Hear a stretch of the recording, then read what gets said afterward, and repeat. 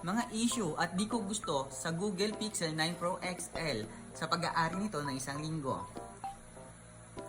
First, yung white display niya, medyo yellowish.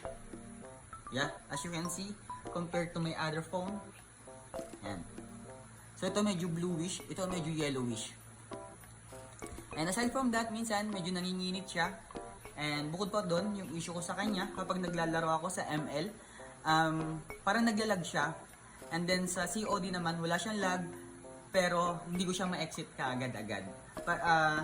What I mean is, when I'm trying to exit like this, hindi siya gumagana minsan. As of now, gumagana siya, pero minsan hindi. And aside from that, ano pa ba? I guess yun lang. So, I hope na nakatulong ito. And sa tingin ko, dahil na rin to sa bagong release tong Pixel 9 Pro XL ni Google. So,